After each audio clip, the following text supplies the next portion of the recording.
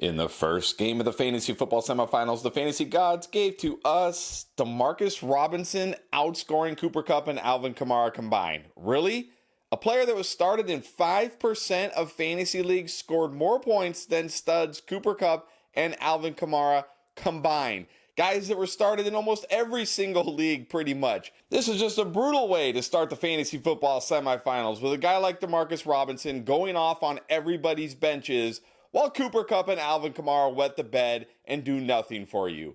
Yeah, very funny, fantasy gods. We're not laughing over here. In the second game of the fantasy football semifinals, the fantasy gods gave to us George Pickens. Really? George Pickens. When we're all eliminated now, everybody who drafted George Pickens, playing in their consolation brackets, playing in their toilet bowls, playing for nothing, now you're going to go off, George Pickens. Really? Now you're going to go off? Oh, and you're keeping receipts? Pop off randomly, keep your receipts. What about the 5 or 6 prior weeks? Where are those receipts? Oh, they don't exist because there was nothing on them because you did nothing until it didn't matter. Thanks a lot, George Pickens. Oh, and by the way, where was Pat Freiermuth, Joe Mixon, and Deontay Johnson in this game?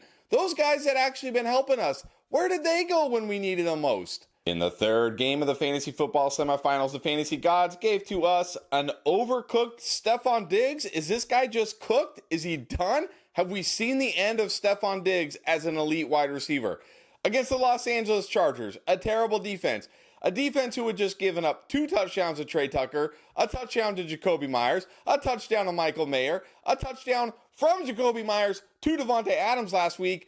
Stephon Diggs goes out there and gets 5 catches for 29 yards against this defense. Hasn't topped 100 yards in 9 straight games. He's been invisible since the beginning of the season. If you drafted this guy in the first round, chances are you're done. And if somehow you're not done, what are you going to do with this guy next week? And speaking of cooked, James Cook did not follow his run of back-to-back RB1 weeks. 5 fantasy points, a fumble. I mean, look, he wasn't horrible in real life. He had 20 carries, he had 70 yards, but in fantasy, just absolutely brutal at the worst time after he'd been carrying you for the last 2 weeks. In the fourth game of the fantasy football semifinals, the fantasy gods gave to us the Packers almost choking to Bryce Young and the Carolina Panthers. One of the worst offenses, allowing over 30 points. I mean, if you started the Packers DST, I'm sorry, I don't know what to tell you. This came out of nowhere.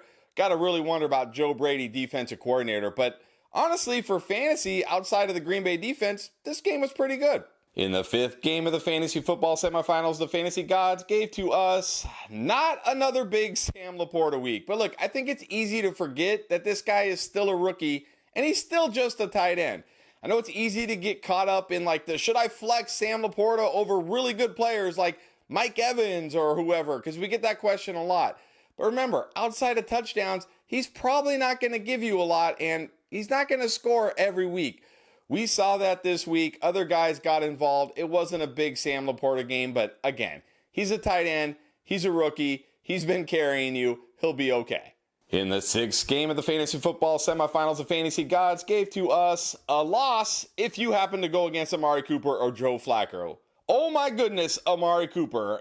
265 yards, 2 touchdowns. Where did this come from? And Joe Flacco just out here balling. If you played against either of these guys, chances are you took home the loss this week. And chances are if you started any Texans player, you probably took home the loss also. I mean, sure, Nico Collins got that garbage time touchdown in the 2-point conversion, but outside of that, this offense did very little.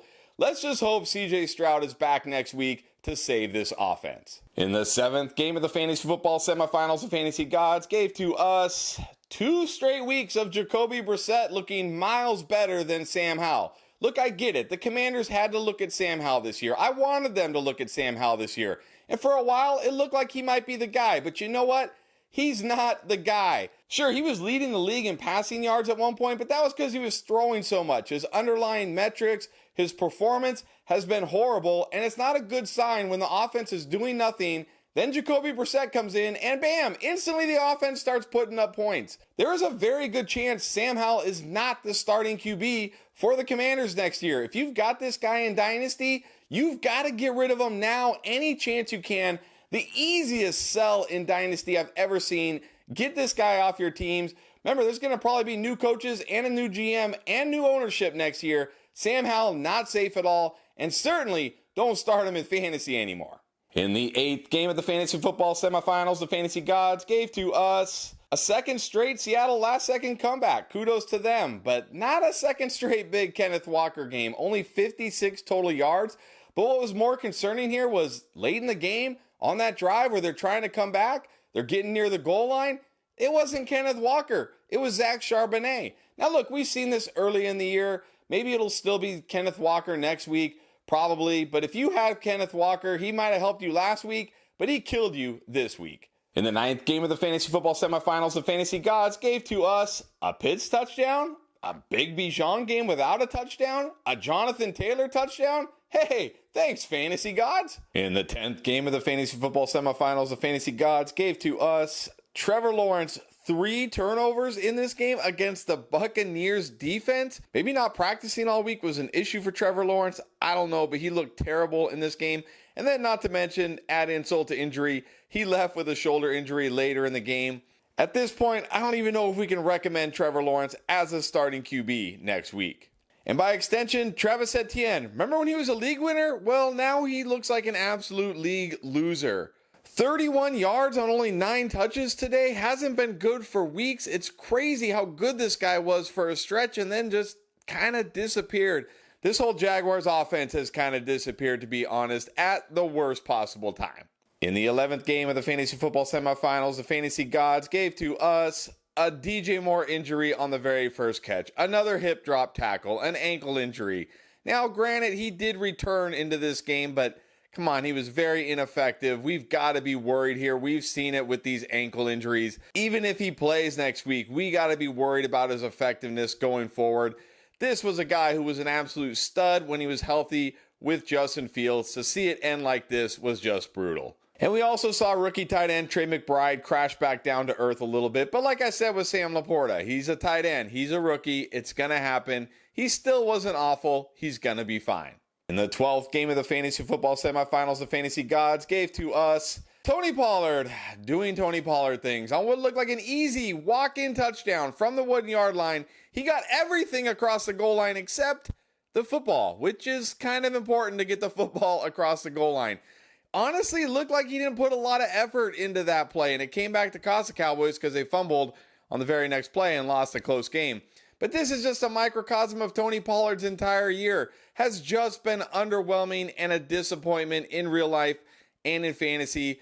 To have it end this way was kind of perfect. And it was another dud for rookie Devon Achane. Remember when this guy was just like an absolute no-doubt league winner in the middle of the season? Yeah, it's interesting how these things have a way of regressing. Hopefully at this point, you don't still consider Devon Achane a no-doubt must start, because honestly, if you started him this week, you're probably not even playing next week. That's how bad he was.